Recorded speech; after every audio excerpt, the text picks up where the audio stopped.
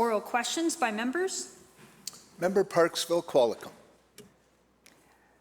Mr. Speaker, Land Sea Tours in Vancouver typically hosts 120,000 people annually, and they typically at this time of year have about 130 people working for them. But their workforce has been reduced to just 2 staff members. President Kevin Pierce tells me, and I quote, "We had to close our doors on March 16th, and we have had 0 revenue for the past 18 weeks. An economic recovery plan for tourism is desperately needed now," end quote. So to the Minister of Tourism, what is she waiting for? Is she waiting for businesses like Land Sea Tours to go broke? Minister, Tourism, Arts and Culture. Thank you, Honourable Speaker, and I thank the member for the question. We know how hard tourism and the tourism sector has been hit, particularly businesses like Land Sea, who predominantly rely on international visitors. And so the operator that the opposition member has mentioned is eligible for a number of supports, both federal and provincial. They include enhanced commercial rent program, which provides up to 75% rent reduction for businesses. They can qualify for deferred taxes, the 75% wage subsidy that we successfully advocated the Canadian government for, 0 interest loans for small and medium-sized businesses. So staff in my ministry have reached out to the operator that the member mentioned and have had a conversation to ensure that they are aware of all the supports they need during this challenging time. And we know that there is more to do. And that is why we are currently working on our economic recovery plan and consulting with industry and the public as we speak. And so our government is going to continue to work closely with the industry, and we're going to continue to provide support that puts people and businesses first. Thank you. Member Parksville Qualicum on a supplemental. Well, Mr. Speaker, the minister seems to say that she's listening. It's been 4 months. 4 months of businesses coming to the government asking for the support. Land Sea Tours doesn't need rent relief. They own their property. They've had to sell their office, their shop, their yard space that they've operated from. They've also had to start selling vehicles just to keep their doors open. They need help now. And Kevin says, as I quote, "The bills are still coming in, but there's no money coming. I'm baffled by the delay to act by this government," end quote. Kevin, again, has been waiting, along with businesses across this province who are impacted by this pandemic, 4 months. When can he expect to see a tourism-specific recovery plan from this minister? Minister, Tourism, Arts and Culture. Thank you, Honourable Speaker. And to the member, as the Minister of Finance said, I believe 2 weeks ago now, everything we have been doing here in our province surrounding COVID-19 has been a plan. We put a plan in place immediately to be able to support businesses and people with immediate relief, a $5 billion plan. We put in a safe restart plan so that people can have the confidence to travel around the province and go back outside and experience these tourism operators that the member's mentioning again. You know, we created that safe restart plan. Everything we are doing here in BC is working towards keeping people safe and towards economic recovery. And so to the member, you know, I've got a quote as well, actually. It's from a business in her writing, actually. Richard Valera, the park director of Horn Lake Caves Provincial Park in Parksville, has recently been accessing the tourism support resiliency network that was created through funding from the province. And Richard says the biggest benefit of the Vancouver Island Coastal Tourism Resiliency Program was having the assurance that I'm not alone, that someone is listening and that someone has my back. So member, we're going to continue to work very closely with the sector to work towards economic recovery together as we lay out our $1.5 billion recovery plan, and we'll continue working with the sector hand in hand as we move towards recovery. Thank you. Member Parksville Qualicum, did you have another supplemental? Thank you. We'll move on to Columbia River Revelstoke. Well, thank you very much, Mr. Speaker. Wild Play Element Parks typically employs around 270 people. Over a 72-hour period, they were reduced to 5 people. And even today, this business can only operate with a skeleton team of staff. Tom Benson, the co-founder of Wild Play, as well as countless other struggling tourism businesses, are asking this question, and I quote, "Are we going to make it through the storm?" End quote. So to the tourism minister, why are business owners like Tom having to wait so long for the government to provide the much needed support? Minister of Tourism, Arts and Culture.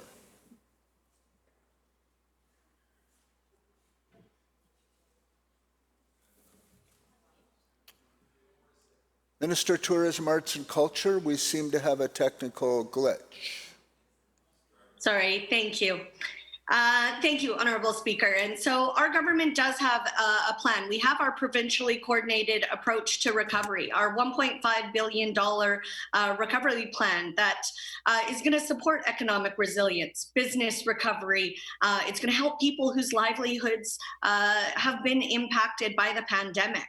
So I'm going to continue working closely with industry leaders as we work towards recovery. We're going to continue taking actions and listening and addressing their needs, whether it be addressing the $10 million in community destination marketing that the sector was asking for, accelerating disbursements to resort municipalities, whether it be providing wholesale liquor pricing or increased access to patio spaces.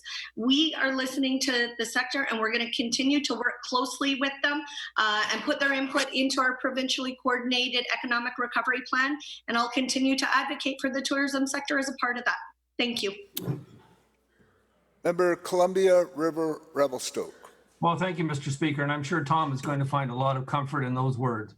And I quote, "The only way we can prevent generations of lost economic activity, jobs, and tax revenues is by acting decisively now," end quote. Those are the words of Vivek Sharma, chairman of the Tourism Industry Association of British Columbia. Tourism operators across this province are desperate, and they are sick and tired of this minister's shallow talk and abysmal leadership. They are demanding action. To the minister, how many more businesses have to permanently close before she does something to help them? Minister of Tourism, Arts and Culture.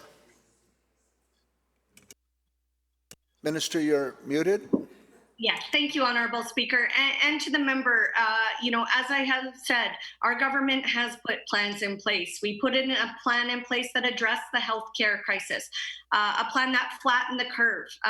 Without that, we wouldn't have a safe restart plan that we have in our province, and we wouldn't have the ability to go support those local tourism operators.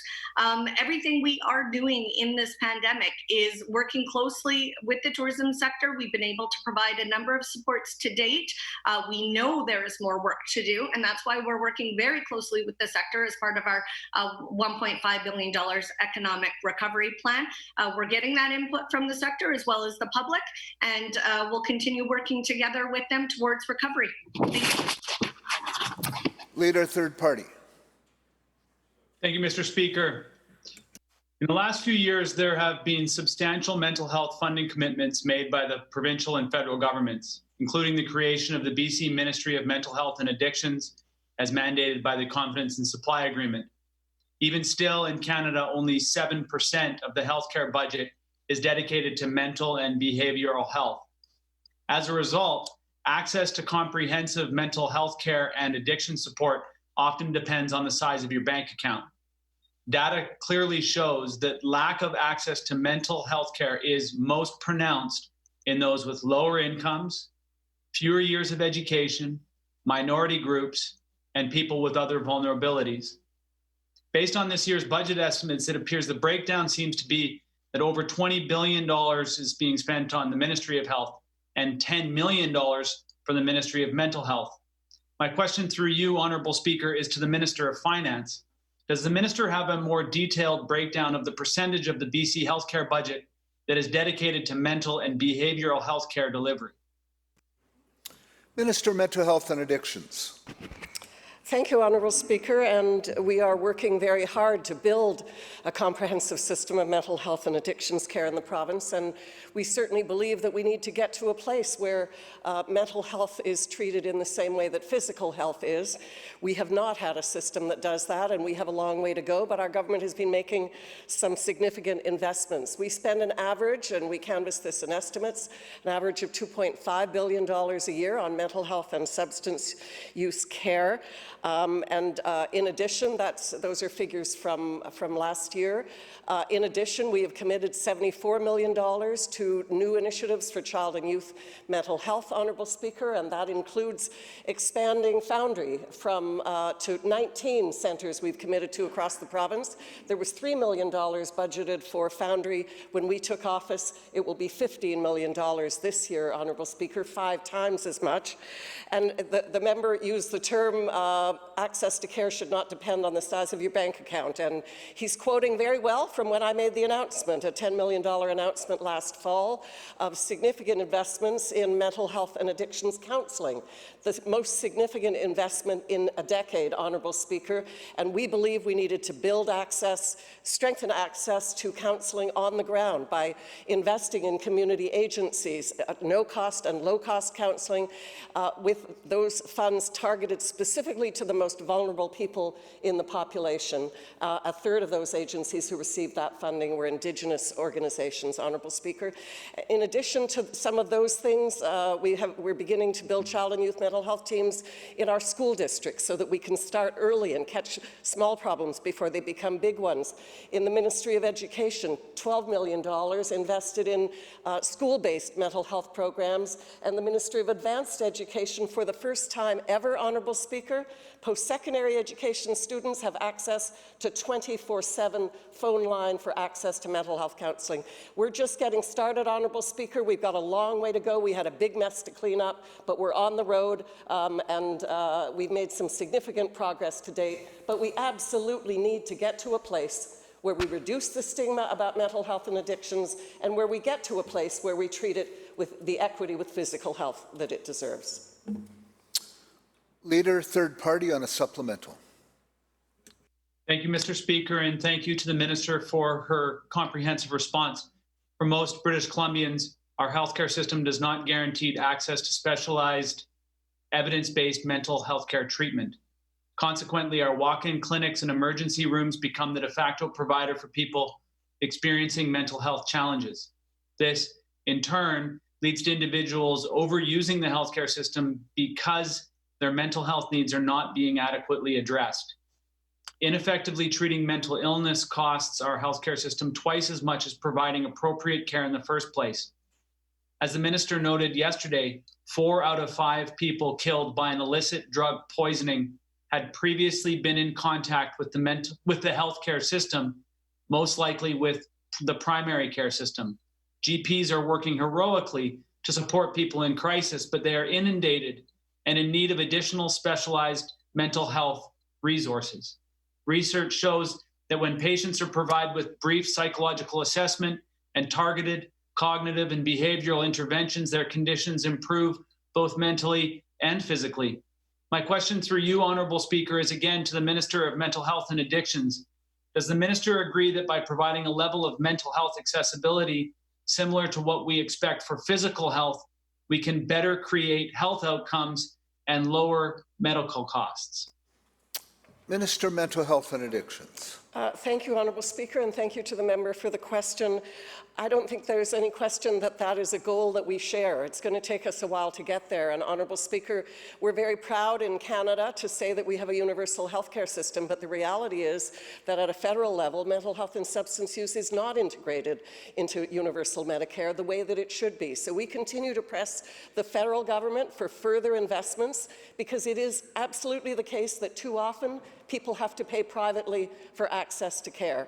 They have to pay for psychologists at the tune of $150, $250 an hour. They have to pay privately for access to addiction care. So we are strengthening the public parts of the system while we continue to press the federal government to treat mental health and substance use truly as part of universal Medicare in this country. But I would also note, Honourable Speaker, that we are integrating mental health and substance use into primary care. We've heard the Minister of Health announce in one community after another new urgent and primary care centres, new mental health, new primary care networks, and we are integrating mental health and substance use professionals into those teams. In Fraser Northwest Division of Family Practice, where I live, the first division of the first primary care network that was announced, there's a team of 5 mental health and substance use professionals attached to that team. So we want to reduce the stigma, we want to expand access through the public healthcare system. Do we have a ways to go? Yes, we do, because this is an area that was ignored for 16 years, but we're on the road, Honourable Speaker. Much accomplished and more to do.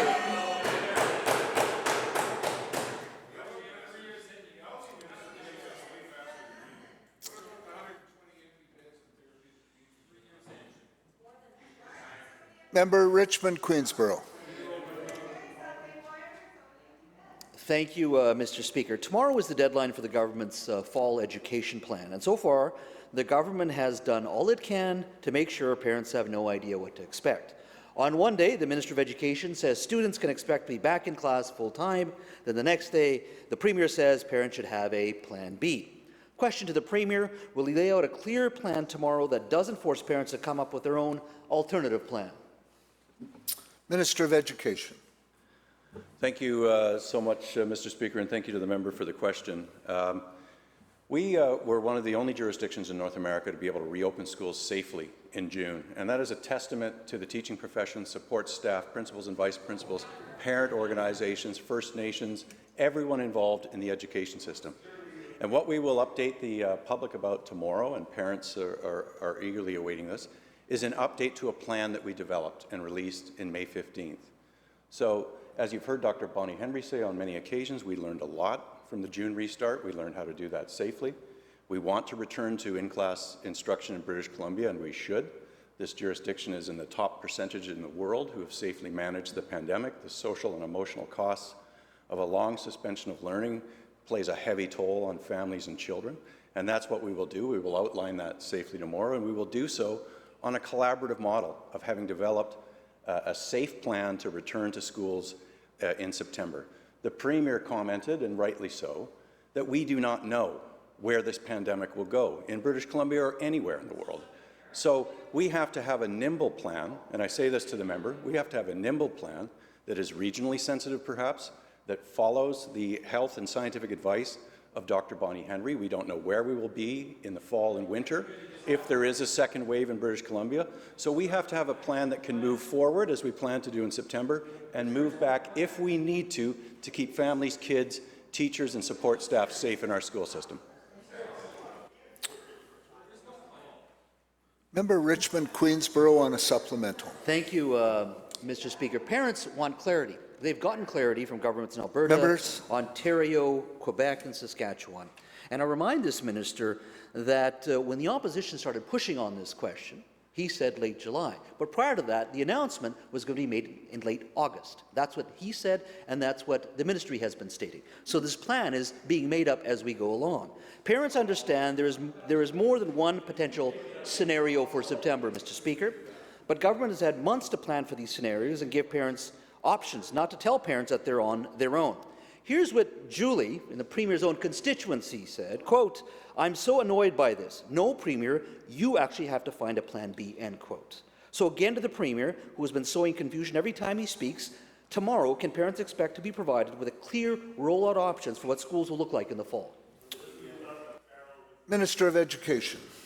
Thank you, Mr. Speaker. And I know the member opposite is familiar with the plan that we rolled out in May. I believe he may have even returned his own children to school in June.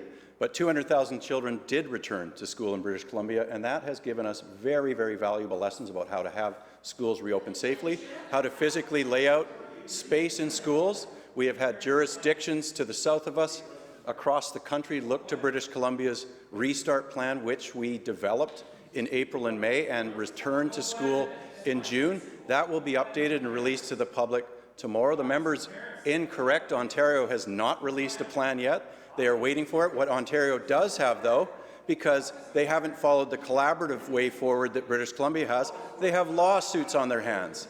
And I think the members opposite will be well familiar with lawsuits between employee groups in the education sector and the government. That is not a way forward. That is not a way to give clarity to parents about their expectations. And we are going to do that, Mr. Speaker. We have worked with parents every step of the way. The BC Confederation of Parent Advisory Councils supported our Stage 3 plan in June. They will support our plan moving forward. We will communicate with parents and everybody that relies on the education system effectively, and we will do so on a science-based way forward. And that will be done by Dr. Bonnie Henry, the Ministry of Education and the Ministry of Health under their leadership. Member Peace River North. Well, thank you, Mr. Speaker. School is a little over a month away, and parents are worried and concerned. Members, the member from Peace River North has the floor. Thank you very much. Member. Thank you, Mr. Speaker. You know, school is a little over a month away, and parents are worried and rightly so concerned and need plans. One parent, Danny, writes, and I will quote, "This is infuriating to me.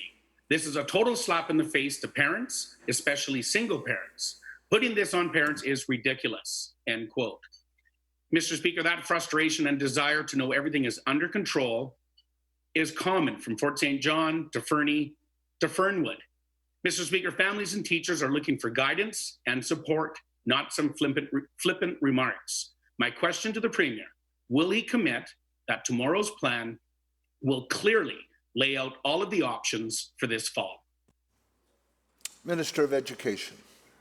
Thank you, Mr. Speaker, and thank you to the member for the question. I understand that everybody in British Columbia, in every walk of life and relying on any public service in British Columbia, wants certainty in these uncertain times. And that is why our school system responded so well in a collaborative way to be able to do what no other jurisdiction in North America was able to do, which was to reopen schools safely.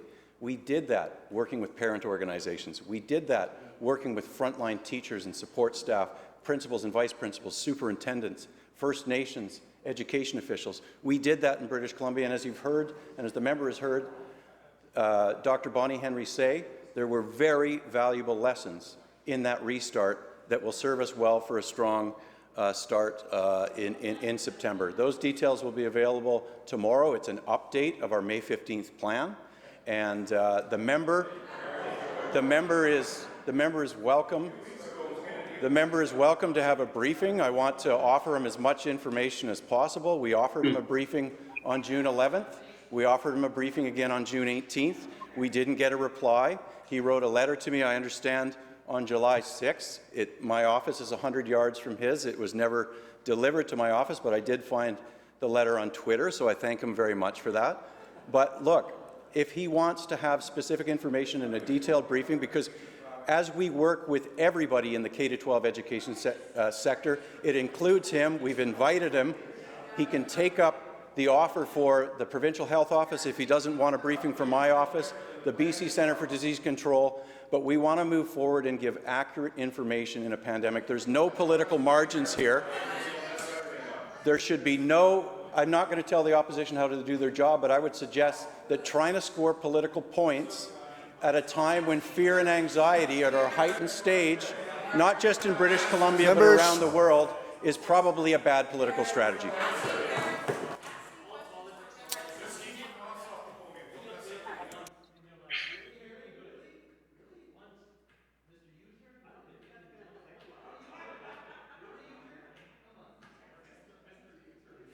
So thank you, members.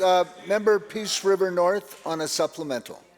Well, thank you, Mr. Speaker. And, you know, speaking of broken promises, you know, the minister did promise weekly updates on April 9th, and I only did receive a few phone calls. So anyways, I'm not going to go on there. You're right, though. We did learn a lot from June, and the BCTF actually also learned a lot.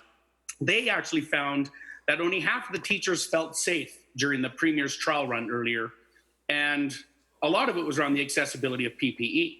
Parents want to know that their kids are going to be safe. They also want to know that teachers and staff are going to be safe at the school. So another simple question to the Premier, or possibly the Minister, will he be dumping all of these extra costs on local school districts and teachers, or will he show some leadership and provide the funding for PPE this fall? Minister of Education. Well, Mr. Speaker, as I've said in previous answers, we have involved the BC Teachers Federation at the highest level of developing the health and safety protocols that will guide a safe restart to schools. That was done in May. We reopened schools in June. There was a lot of fear and anxiety from teachers. 91% of professional teachers in British Columbia returned to the classroom in June. We made accommodations for additional ones. We are working with the BC Teachers Federation today. They are on our steering committees and working groups to develop all the protocols that will be related to the safe reopening of schools. I am in regular communication with the BC Teachers Federation, including just yesterday, meeting with their executive again. So what I can say is that we have worked collaboratively with the BC Teachers Federation. It's refreshing to even hear the opposition quote the BCTF, I think outside of a court filing, if I may say. But the difference is working with them, and that's what makes a safe reopening of schools possible. It's why we had a safe reopening in June. It's why Dr. Bonnie Henry has been profiled around the world, in part because she was able to reopen schools in British Columbia, which is in this corner of North America, the only place that was able to do so in June. And that is our plan moving forward, is to update those health and safety protocols to safely have a restart with kids back in school for in-class instruction in September. Member Fraser-Nicola. Thank you, Mr. Speaker. Parents are not only anxious about the return to school, they are also worried about what childcare will look like for September. What happens when they need to return to work, but are only allowed to send their kids to school on a part-time basis? Parents want to know if an actual plan exists for kids who may only get hybrid schooling this fall and need childcare. So to the Minister of State for Childcare, can she tell parents if there will be enough childcare spaces made available for when their kids are not in a classroom?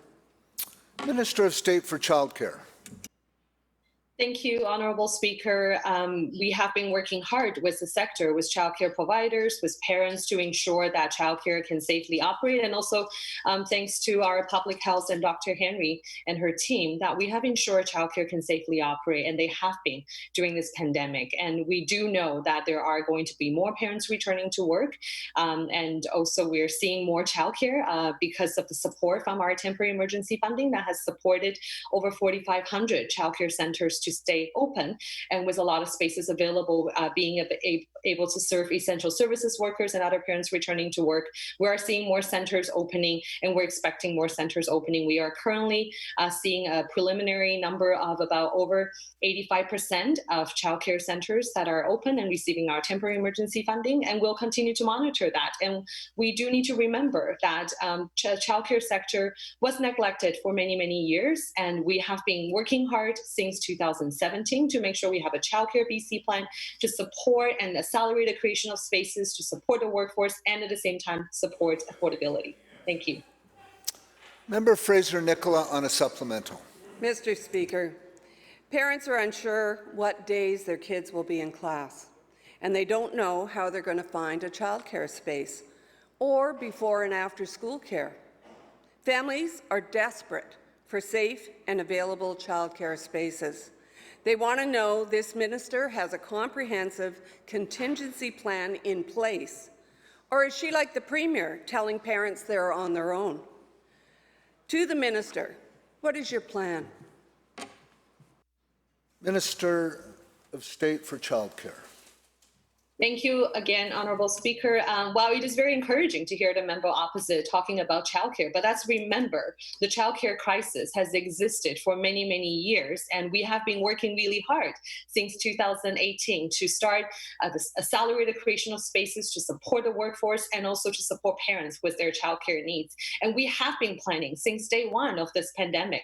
We have been supporting childcare providers to continue to maintain their spaces through operating grant, and That's through the temporary emergency funding, which has really supported a lot of providers to serve essential services worker on the front line, and then with more parents returning to work right now. We'll continue to monitor the situation. We also have an online matching program that has been so successful, has matched a lot of frontline workers and also now more parents returning to work to make sure they can find childcare near their home or near their workplace. We'll continue to work with Ministry of Education, and thanks to a lot of school districts that have stepped up to support parents' need for before and after school care, which has worked really well during the pandemic. We'll monitor the situation, we'll work with parents, and we do encourage parents to look online and look for information about public health and safety and also our matching system. And as a mother with a young child, I know how parents have struggled with childcare in this province for many years, and we're committed to continue to provide that support. Thank you. Member Prince George Vilmont. Well, thank you very much, Mr. Speaker. And it's time this minister did something other than monitor. It is time for action. Working parents, mothers in particular, are facing the prospect of not being able to go back to work because they can't find childcare. We know that women have already been especially hard hit by the economic impacts of COVID-19. The unemployment rate for women in BC is up from 4.7% in January to 13.4% in June. Well, while the Premier seems to think it's up to parents to have a plan B, it is this minister's job to stop monitoring and ensure that families have the childcare support they require. So a very simple question to the Minister of State for Childcare. It's her job. It's not up to parents alone, as the Premier suggested. What is her plan for a part-time return to school in September? Minister of State for Childcare. Thank you, Honourable Speaker. We have been working hard, as I mentioned, to the member opposite. The childcare crisis has been there for years, with parents not being able to find the services they need. And as a mother with a young child, I know how that feels when you're unable to find childcare services. And I continue to know how that feels when I'm trying to find before and after school care and summer break care for my son.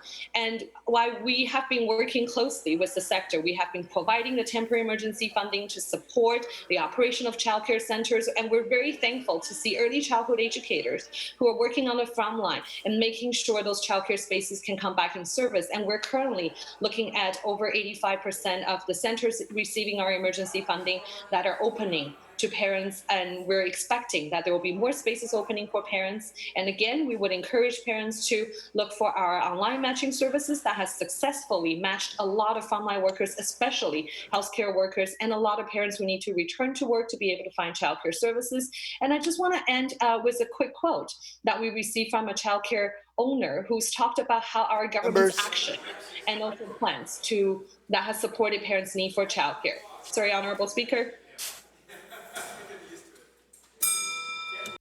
Thank you. The bill ends question period.